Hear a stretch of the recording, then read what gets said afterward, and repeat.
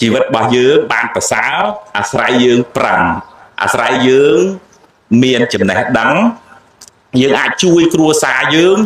ក៏ដោយសារយើងដែរតោះតែយើងខ្លាំងបានយើងជួយគ្រួសារយើងបានជាពិសេសប្រទេសជាតិទាំងមូលអញ្ចឹងទាំងអស់អង្គជាកោសិការបស់គ្រួសារមួយកោសិការបស់វត្តមួយ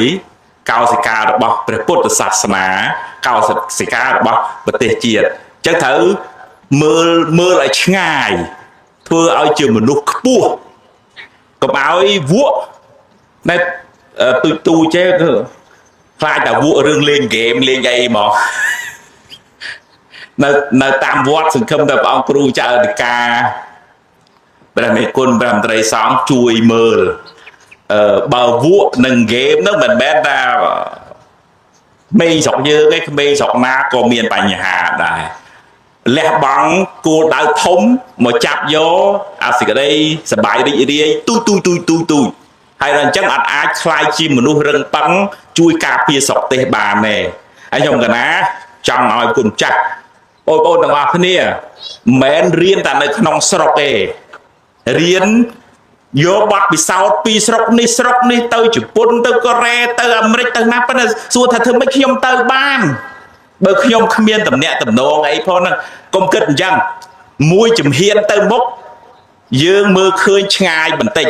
មួយជំហានទៅមុខទៀតមើលឃើញឆ្ងាយបន្តិចទៀតខ្ញុំក៏ថាមានកូនសិស្សមួយតែជាអ្នកធ្វើការរួមគ្នាផងកូនសិស្សផងគាត់មិនប្រកែទេប៉ុន្តែគាត់តស៊ូដាក់ពាក្យទៅរៀននៅអឺរ៉ុបដាក់ម្ដងមិនជាប់មិនអស់សង្ឃឹមទេដាក់ម្ដងទៀតអ្នកខ្លះអត់ហ៊ានដាក់ទេខ្លាចអីគេទាំងអស់គ្នាខ្លាចអីគេខ្លាចធ្លាក់ខ្មាស់គេ